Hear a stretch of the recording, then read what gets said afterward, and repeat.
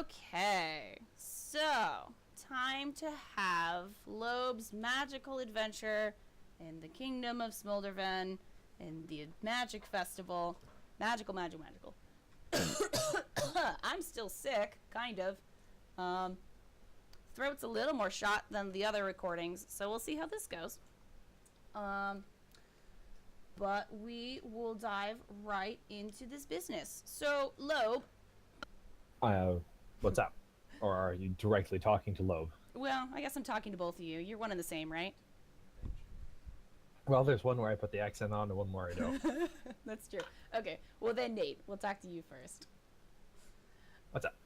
Okay, so last we left off, your little group of 4 succeeded in at least one of your missions. That original objective of getting Elise to the tournament didn't exactly pan out. Nope, that failed. Nah, pretty spectacularly. But you did do the seed mission. You did give... Kind of. I mean, you gave the king, as far as you know, your friends gave the king the seeds that Elise gave you. They all I kind of didn't. Yeah. I kind of didn't do any of that. Yeah, being lazy butt. But they all came back. Excuse me. But they all came back. They kind of let you know, like, yeah, we gave them the seeds. Don't worry about it. And last we left off, you were all sitting at this dining room table, and it's about an hour until festivities kick off. Okay. So if there's anything Lobe wanted to do before said festivities happen, this would be the time to do it. I think it was just eating and drinking. Just gonna keep making those cooks work, huh?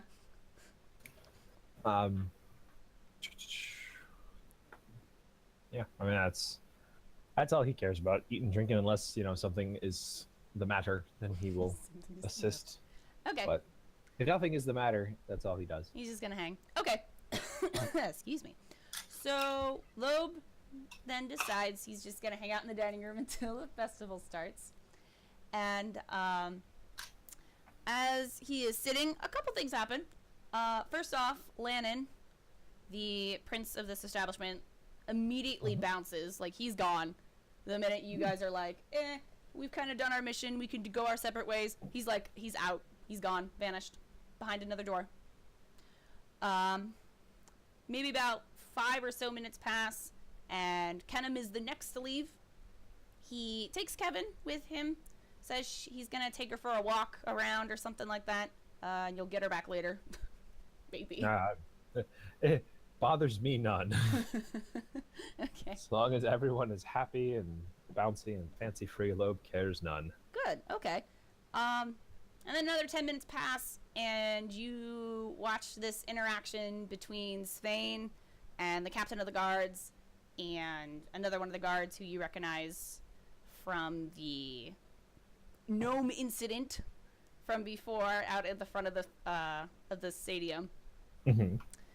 And they kind of have a little interaction there. You see the captain of the guards talking to Svein, and then they're all going towards the exit, and then suddenly it's just the captain of the guards and the guard on hand. Then they both suddenly go to the kitchen, and then you watch as Svein pops through the door back on his way to the library. Well, all right, so that's 30 minutes down, so 30 minutes left to kill. 30 minutes? But yeah, that's pretty much it. Nothing else really happens in the 30 minutes. You see a couple of guards pass by. They're making their way to the stadium, probably getting ready for the madness that's about to happen. There's less cooks now that are coming in to kind of see how you're doing, and if you need anything. They seem to all be focused now on getting stuff ready for the party. Fair enough. And it's winding down. We're getting to maybe 10 or so minutes before everything starts. It's looking pretty dark outside. and you start to hear a lot more people. You see a couple of like lantern lights start floating around the windows. So definitely it's about to kick off. And just before it does, you see the Queen Navira. She comes through the dining room. She had left a while back to go to the library, but she's back now. And with her is this entourage of robed figures. They all have the crest of the kingdom embroidered into one of their, I guess the breast pocket, you call it. They all also seem to be elves, a little like Navira herself. They've got like the twisting antler horns. Some of them got leaves. Some of them have flowers on them. Some of them don't have anything at all. They just look like horns. But every single one of them is an elf. And excuse me. And Navira kind of has them off in the corner, and they're all discussing something. You can't quite hear what it is, but she sounds very authoritative. Like whatever she's saying is super important, and they better listen to her. All right. And I assume Lobe is just kind of like watching this. Not too interested. I assume they're not like very close to me or anything like that. No, they're like still farther down the dining room. They're like on the other end where the door is to the library. They just came out of that, and now they're sort of huddled, and they're having a quick conversation.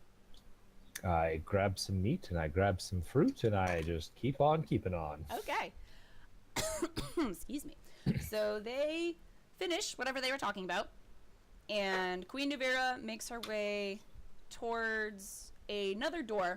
Not the one that you guys had come through, the one that was through the kitchen. It's a different door. It seems to lead out to the outside stadium. And the other mages, I suppose? That's probably what they are. Okay. But the other mages, the other elves. Other cloaked figures. Yeah, the other spooky cloaked figures. Excuse me. They actually go back through that door, and you don't see them come back out. The door that they came from? Yes. Okay. And it's at this point that the festival has officially started. One of the cooks comes out, and they let you know that festivities are on their way, and you probably want to make your way outside. Then I get up, and I do. Okay. Thank you, kind sir. Oh, yeah. No problem. No problem. And they go back to their job. So now, it has officially begun. The... Gracious. Burning Crown Festival has started! Yay! And it is a wondrous sight. I don't know if Lobe has ever been to a shindig like this before, but holy moly, it's just off its rocker. You've got booths literally everywhere you look. There's a booth. Some of them have games, some of them have food, some of them have prizes, and there's so many people, way more people than you saw before. It might actually be a little difficult for Lobe to navigate. There's like that many people compacted into one space. And it's super dark out now. You see a lot more of those like paper lanterns filled with candles. There's a couple kids who run past you. And they've got like these phoenix-shaped kites that are also lit up somehow, maybe by means of magic. And yeah, this is like, this party is kicking. Like everyone is having a good time here. So how this works, how I've been doing with everyone else, is essentially you'll have 3 actions to take during this festival. And that can be visiting 3 booths, or you can try and use that action to go find somebody or go do something that's not festival related. We've had a couple of people who have done some skullduggery and some mischief, not necessarily pertaining. Yeah. So it is up to you what Lobe wants to do with his time. Well, I think that he would want to definitely try as many new foods and drinks as he can. Okay. To start with. All right. So keeping an eye on that as he makes his way through the crowd. If anyone is in some sort of distress, whether that be anything from a child who's dropped their ice cream to a man having his wallet stolen. Okay. And If there is an eating and or drinking contest, he is most definitely down for that. All right, cool. So I just imagine then he like walks out of the dining room and he sees all this on display, and he just kind of like walking through, taking in the sights, stopping occasionally at a booth to grab one of the many free samples, like corn dogs shaped like dragons and some fun cotton candy. There's like a wizard. He's spinning his wand around, and there's like a manifestation of cotton candy. Ooh, magical sweet fluff. Yeah. I mean, I don't know if he calls it cotton candy. Maybe he calls it like cloud fluff. Who knows if cotton candy is actually a thing? But lots of fun little booths. You probably found yourself like in the specific area where it's just nothing but carny food, and it's just Sounds like good. Yeah, like just like a little back and forth of, oh, let's go here, oh, let's go there, oh, let's try this. Oh, piece of candy. Exactly. Oh, piece of candy. Exactly. As for the way of trouble, like you probably pass by a couple little tiny problems that you can solve. Like, yeah, there is that kid who drops their ice cream, and they look really upset. Oh, take shelter, little one. All will be well. And then I go and remedy the problem as needed, whether it be fetching another ice cream or trying to win a teddy bear from a dartboard or something. Okay, wait. That's actually, excuse me. That's actually super important which one you're doing. If you're going to try and, like, play a game for this poor little crying child, or just buy him another ice cream. Are we specifically talking ice cream? Yeah, it's like specifically they dropped an ice cream on the ground and they're crying. Then Lobe will specifically go get an ice cream. Cool. Don't worry, I'll get another. Okay. And then I go to the ice cream booth and be like, I need one small ice. Well, no, let's go with a large ice cream for the little child here. And the human behind the booth shoots you a thumbs up, and he starts scooping out some ice cream, multicolored ice cream. It all seems to like flash in different colors, and he adds one scoop, and he looks over at you as if he's waiting for your cue to say, "That's enough ice cream." And then I just stand there, looking like a child with bright eyes and smiling. Okay. So then he scoops another scoop, so now it's a double decker, and he looks at you again, waiting to see if you'll tell him to stop or not. And I stand there, looking happy.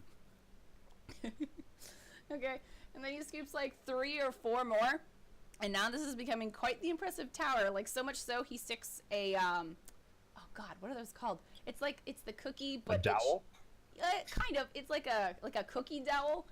Okay. He like sticks it through the 4 ice creams so it doesn't fall off, and then he looks at you again, a little hesitantly, like, "Oh God, is he gonna make me keep doing this? Like, how long am I gonna do this?" And I stand there, bright-eyed like a child. Okay. He takes into reason that this is probably enough for any small child, and he tops it with like some sprinkles. He puts a little cherry on there, and he hands it to you. And he says, "Okay, that'll be 5 silver." Excuse And me. I say, "Put it on the king's tab. He's a friend of mine." Okay. He just kind of flashes you a thumbs up, like, "All right, that's fine by me." And then I hand the ice cream to the small child. Aw. Here you go. They look positively enthused. Like, this ice cream is almost double the size.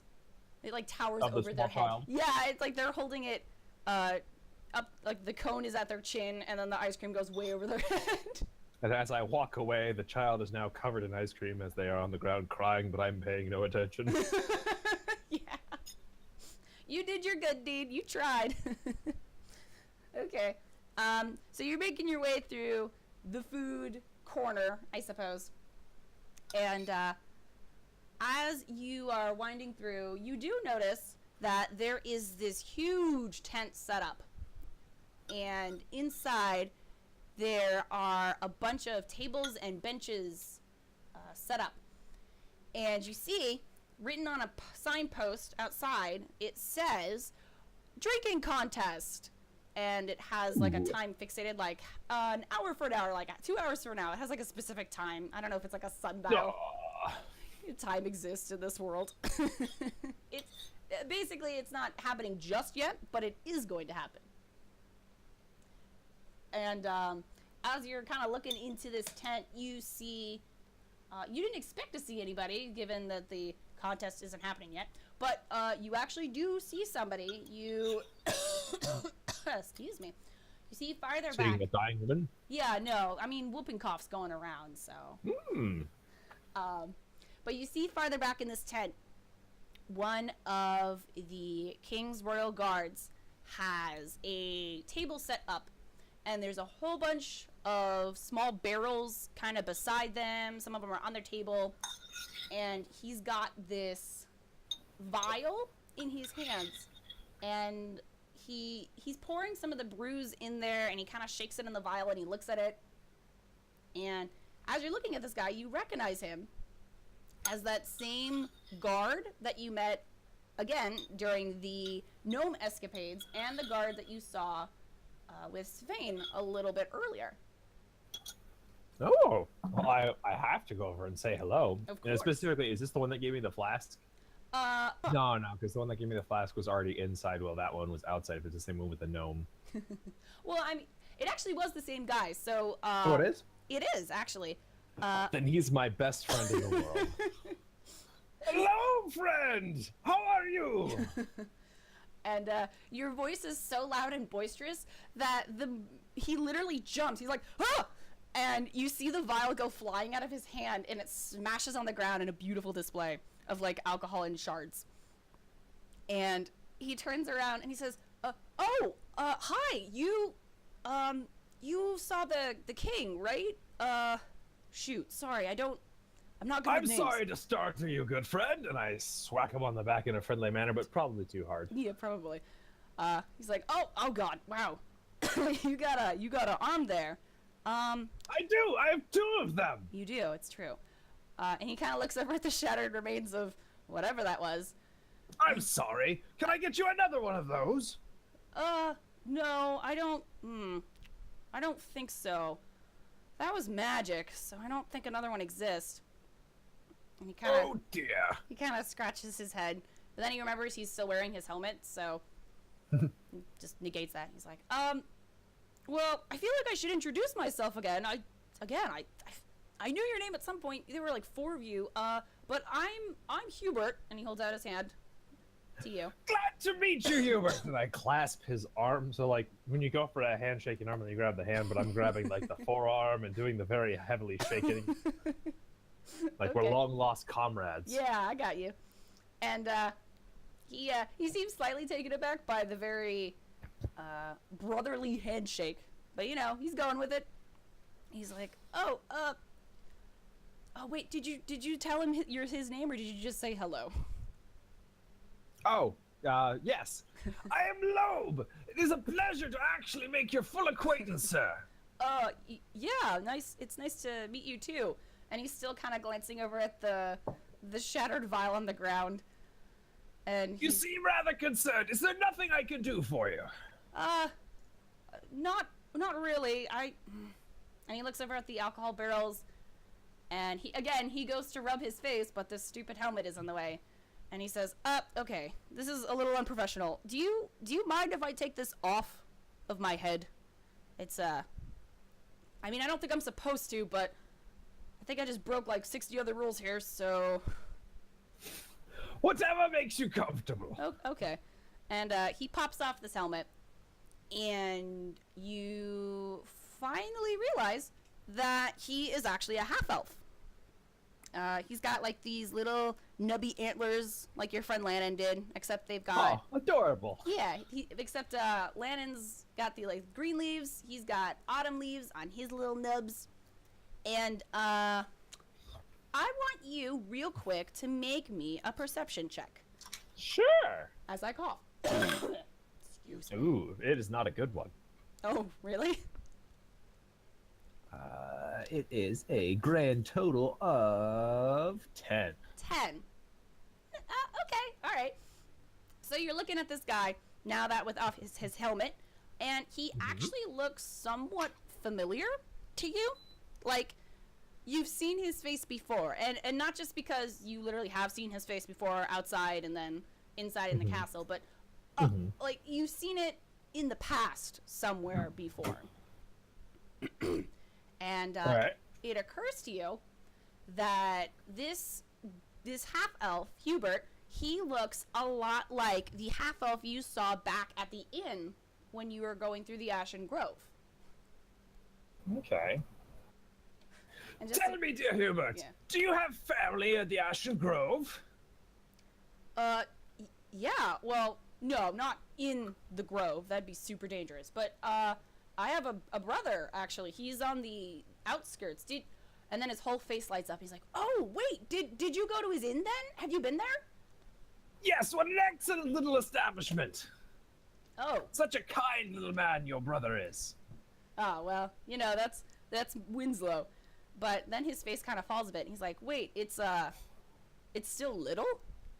Like, how little are we talking here, exactly? Well, I'm a very large man, and you are very small. That's fair. No, my brother was sent out there a couple months ago. All right. I know this is gonna sound a little crazy, but I'm not. And he kind of looks around. He's like, I'm not actually a royal guard per se, and he kind of puts royal guard in quotation marks. What are these things that you are doing? What? As I repeat the quotation marks. He looks at his hands. He's like, never mind. What I mean is, I'm part of like the auxiliary guard. I'm not, like, I haven't been fully trained to be part of the real guard yet. But we kind of work for the king, my brother and I. And a little bit ago, he was sent out to start like a chain of inns around the Ashen Grove, so people visiting would have kind of a place of respite, you know? You get what I'm saying? Yes. Yeah. And I haven't seen him in a while. Months actually. Well, I'm sorry to hear that. I mean, it's okay. I just hope he's doing okay out there, you know? He seemed really excited about this prospect of building this whole chain of inns. So I kind of hope he's okay. It's hard, but we've definitely been through worse. Trust me on that one. But well, to be honest, enthusiasm is not his strong suit, but he's a very kind man. No, he might have narcolepsy. Actually, we never got that diagnosed, but no, he's good. He's always had my back, and I actually I wouldn't even be in auxiliary if it wasn't for him. And he's quiet for a second, and he smiles like he's thinking about something happy. We should have a drink to him. As I slap him on the back. Probably break a couple ribs. And he kind of staggers forward a bit from the slap, and he says, "Oh, well, that's actually kind of what the vial was for. I was here to test the drinks for poison. That was the vial." Mm-hmm. Right. Shoot, right. That's still a problem. I just broke a really important thing. The captain of the guards is going to kill me. Oh, God. Okay. Well, don't worry. I'll try them as a warm-up. Well, there's that whole they could be poisoned thing. Mm-hmm. And he gives you this bewildered look. And he says, that doesn't worry you? I'll sleep it off. Well, I mean, and he kind of rubs his chin. He's not really sure how to respond to this. And he says, well, I mean, I guess I could use the help. I mean, you, not to stereotype, you sort of look like a man of the cloth. You have some sort of... Indeed I am! Yeah, the okay. Grand Goddess of Shanzia is one wonderful god. Yeah, I've heard some things. But, I guess if All good, I hope. All good, yes, absolutely. So I guess if... Then wonderful! What do we still have to test? Okay, well... This one? I grab one and then start to drink. Wait, did you just grab like a tiny little barrel and just chug it? I start to drink, yes. Oh, God. Okay. Hubert kind of starts forward, like he's trying to grab the barrel from you, but then he realizes you pretty much tower over him, so this is a futile attempt. And he says, well, I guess if either one of us get poisoned, you could fix it, and I still have to test them. And he goes, he kind of goes underneath the table, and he pulls out a couple, what looks like little baby tankards. So take a tankard and then shrink it 3/4 of its size. Delightful! I very gracefully grab one with index and thumb and keep my pinky out. Okay. And he says, okay, well, then I guess we can toast? Maybe not die? That'd be great. To your brother! Yeah, to Still Winslow. with index and forefinger and I take a drink. very daintily cheers. Alright, so you guys cheers. So that's probably your first action then, having that first barrel of whatever it was. How did it taste, by the way? What was the flavor in that barrel of alcohol? Well, it was rather hoppy, with a hint of walnut. Huh, sounds good, sounds good. So with your section action, are you gonna take another drink? Well, I'm gonna hit both me and him with resistance, whether that takes the next 2 actions, just to be like, And this is for insurance. Okay, sounds good. Okay. so that way both him and me can get advantage on a save throw. It's an additional D4 Okay. to a save. Just so not only you don't get poisoned, but maybe not alcohol poisoning too. Always good. Always good. Always good. I need a D4. I don't have a D4. All right. How about a D8 and divide by 2? Sure, sounds good. Where's my D4? I got new dice. Ooh. Woo! All right. So I got a 2. So I will add a 2 to my next resistance roll, whatever you want me that to be rolled. Okay. I'm gonna roll a dice too. I got a 3, so I'm gonna do that for my thing. Okay, so definitely then with your second action, you're just gonna slam another barrel, I assume. Once both of us are hit with resistance buffs, then yes. Then whatever yes. whatever comes next for the taste testing, if he specifically says don't drink all of it or something like that, then I will abide. Okay. Mostly. Mostly. Yeah, no, he I will definitely be filling the small cups as high as I possibly can. Okay. He reassures you that these little baby barrels were taking from the actual big barrels, just so he didn't have to keep like running back and forth to test these. So even if you do drink all of this, it's okay. Oh, well then he's gonna drink as much as he can. Okay. And you just tell me when to roll. Okay. So you guys, I guess you finish off the first barrel fairly quick. Mostly you. He's trying to be a little modest with his alcohol consumption. That's fair enough.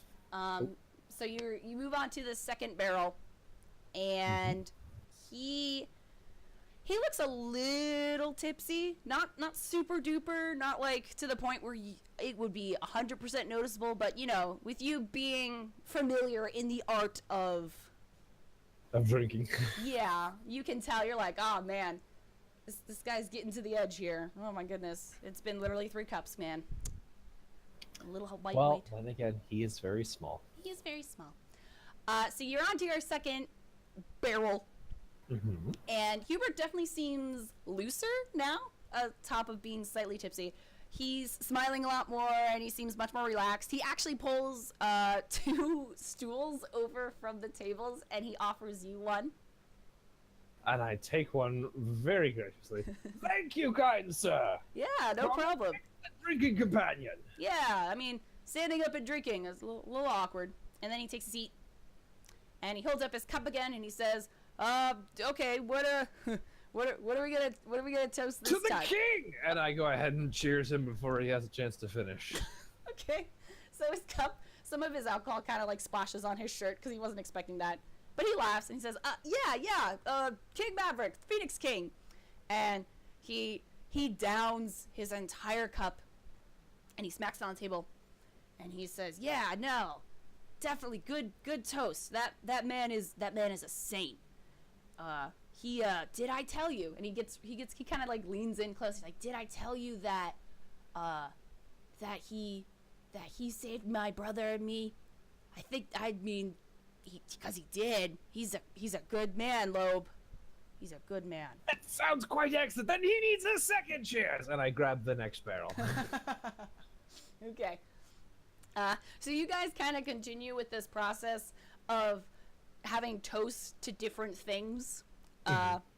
Maybe getting sillier as time goes on. Like we started with Winslow and the King and maybe Smolderven, and then it gets kind of silly, like to dragons and to cotton candy. Like it's getting a little silly over here.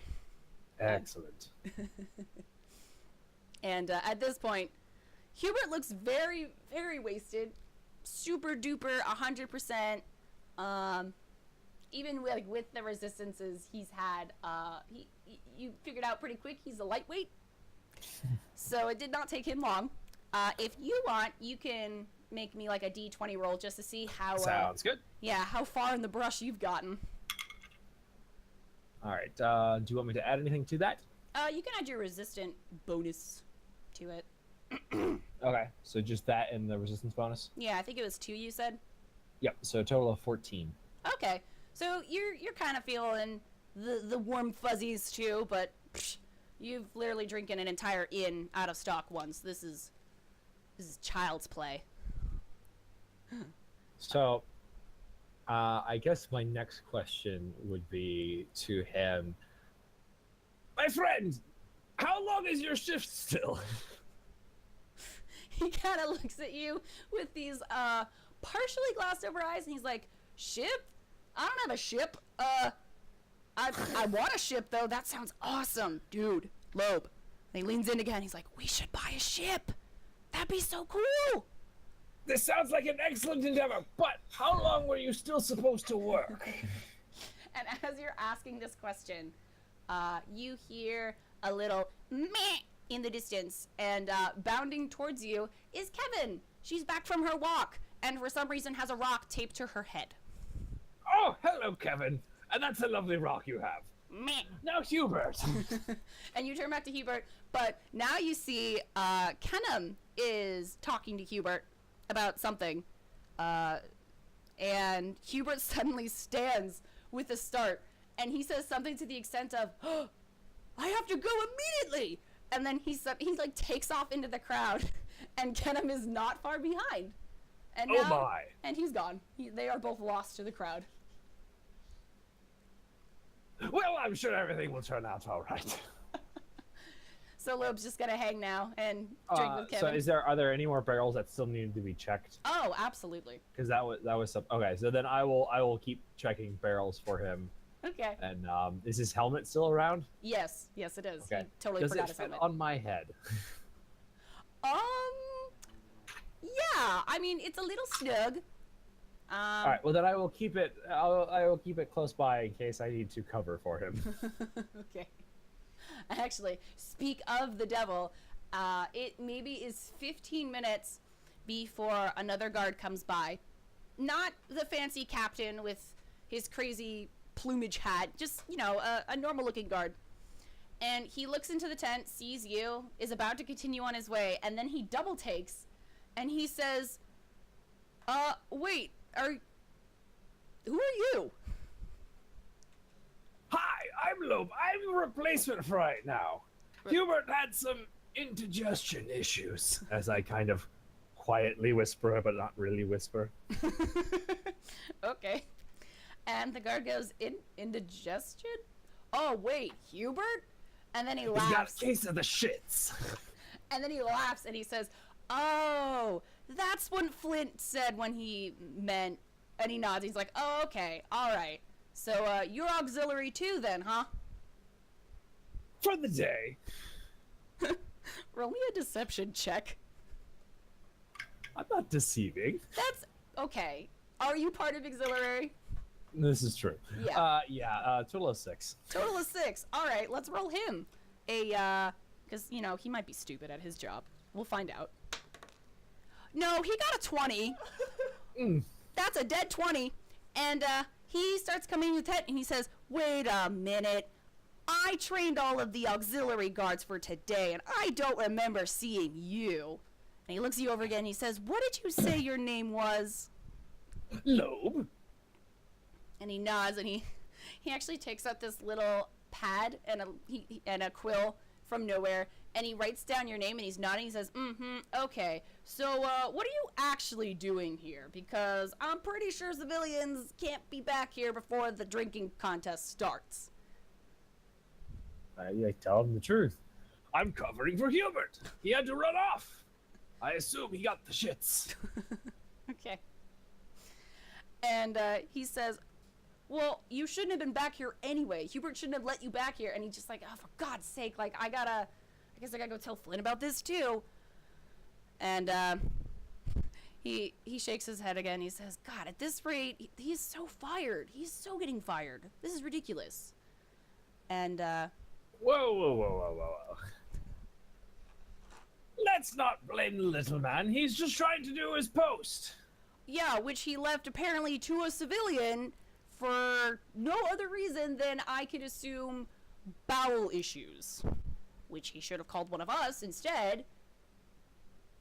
Well, an emergency is an emergency, and I am a man of the cloth. I am very trustworthy. Okay, well, no offense, I don't trust you just because I don't know you, so I'm gonna have to ask you to leave the tent. I guess I'm stuck here now, which is great. Would you like me to go get a reprievement for you? What?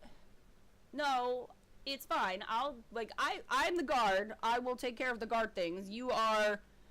And he looks at you for a second, and he says, "You're a civilian, and you should just go enjoy the festival and not get in trouble or make trouble like you're making right now for me.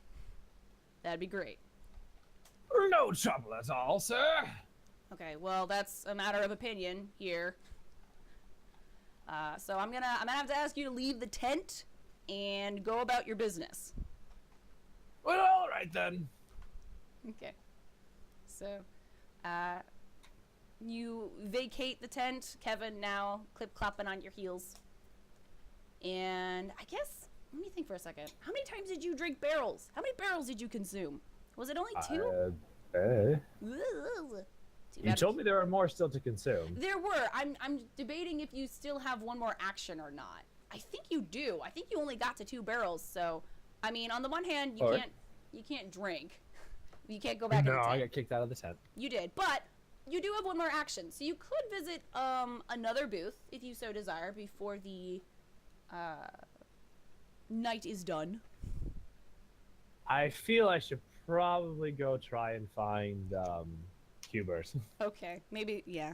All right. Now, just off of topic, are we going to be able to actually find Hubert, or did Hubert go off on another adventure? Well, that actually depends on how well you can roll for me. Okie dokie. Well, let's go see if I can find where Hubert went. Yeah, so let me think a second. Yeah, I don't find Hubert. Well, you might have some bonuses. Hold up. I doubt the bonuses are enough. What did you get? I rolled an 8, so whatever bonuses I can possibly add to it, if for some reason it involves medicine or insight, it'll be a 12. Okay. Probably not. I was going to say either investigation or perception. Probably investigation.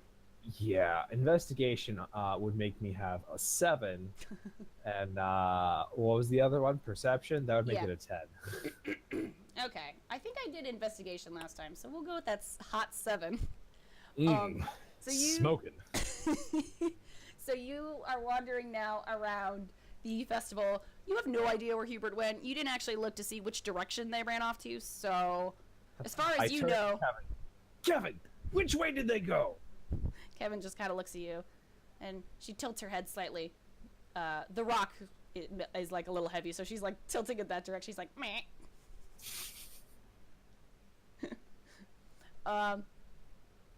You do manage, though, as you bumble about and get kind of lost, you do manage to pass by a booth, and this booth looks to be some sort of like Wheel of Fortune booth. There's a wheel set up behind it. There's like a billion bags of prizes. And you see behind this booth, there's this halfling. And she looks really bored. Like, She looked like Hubert? no, not really. Oh. She just looks really bored. Like, there is nobody by her booth at all. There is zero. And she's kind of slumped over on the table and she's huffing. She's huffing. What is she huffing? She's just huffing. She's like, Oh, she's sighing. yeah, huff sighing. Sigh huffing. Side huffing. Yeah. All right. But yeah, that's what you see as you get super duper lost. Okay, well, I will go up to her and ask if she saw a halfling, and who else was with her? It was just Kennam and Hubert. Okay. I ask if, and I give Kennam's description as well, Okay. if she's seen either of them running about. She actually, her expression changes as you mention Kennam, and she says, "Oh, wait a minute, you know Kennam?" Yes? And her whole face lights up, and she's like, "Oh, he just came by my booth a little bit ago. Wow, you do not even understand how much money he paid me to play my games. He's a right sweetheart. Why are you looking for him? Is he in trouble or something?" Well, no, not him. The halfling he's with. I feel he might be in a bit of trouble, mostly with his job. Oh, well, that's problematic. Indeed. And she thinks for a second, and she's like tapping her chin, and she says, "Well, now, I might have seen somebody like that, but and she gives you this smile, and she says, it might help a little bit if I was more enthusiastic, I suppose. I'm a little down in the dumps, I guess you could say. You know, business has sort of been a bust. I'm a little gloomy about that, but if you make my day, I might remember something." Oh my god, this voice is the worst when I try with this throat.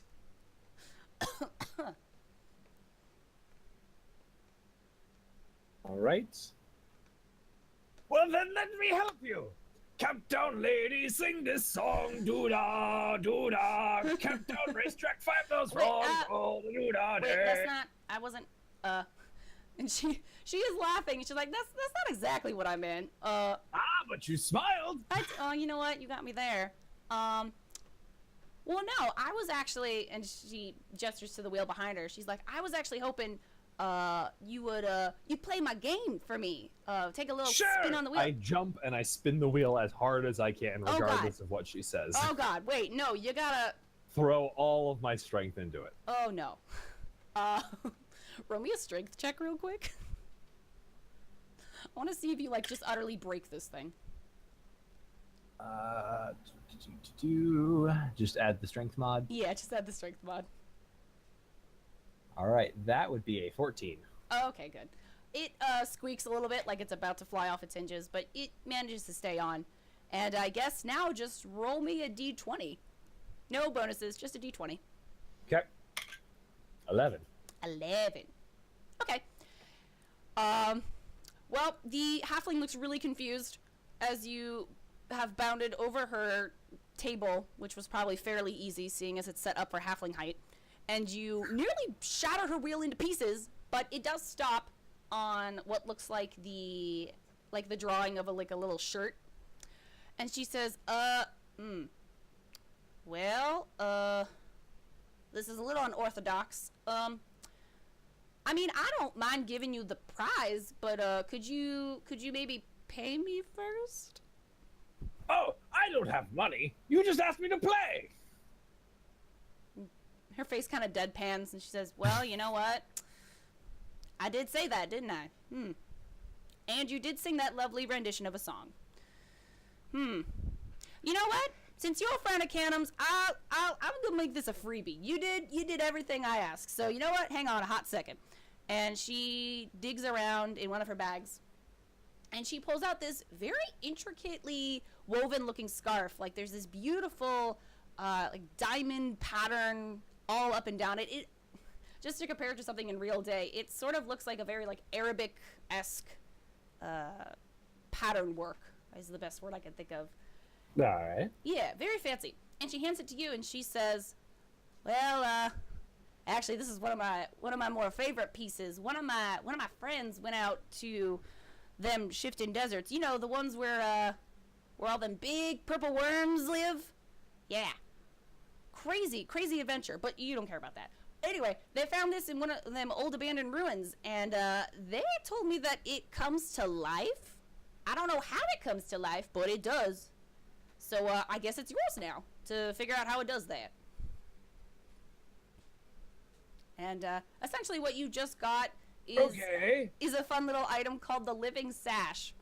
And what it does is during your turn, if you so desire, it will trip an enemy for you as a bonus action. So you can attack, you can move, and then if you want, you can have this sash trip somebody. You just have to figure out how it works. Excuse me. Okay. It probably has like a... So yeah. I just kind of hold the scarf. Yeah. I look at the scarf. I look at the lady. I look at the scarf. I look at the lady. So, do you know where this Hubert is? And she chuckles and she points down the road. She says, "I saw them pass by that way. They were headed to where some people park their caravans, you know, just like kind of shove them up against the wall. I don't know why they do that. It seems very unproductive, but that's where I saw Kennam running, at least." Oh. Well, thank you, kind lady. And I take off. Oh, no, wait. But I have a business card. My name is... Oh, never mind. Because I'm sure at this Okay, point so- you were just gone. I have a scarf now? It's Is more it a like... scarf or is it a sash? No, it's more like a sash. So you tie it Okay, around so I your have waist. a sash. Yeah, you got a sweet sash. A sash. Yes. Super fancy sash. Parlez-vous sachet. God damn it. So you are making your way through this crowd to where this mysterious halfling told you to go. And as you're working your way down, you do actually see Kennam. He is making his way to one of the booths. You see behind him this pileup of carts and caravans. Oh my. Yeah, not like they were all smashed together, like piled on top of each other, but like somebody needed to find space, so they just kind of threw everything in the corner. And before, though, you can kind of call out to Kennam, let him know you're there. You hear this booming voice in the center of the stadium. And at this point, it's gotten super dark outside. A ton of hours have passed. And you hear this booming voice. And it sounds just like the Phoenix King. And even from this far distance, you can hear him say, "Seems like another great year has passed for this nation."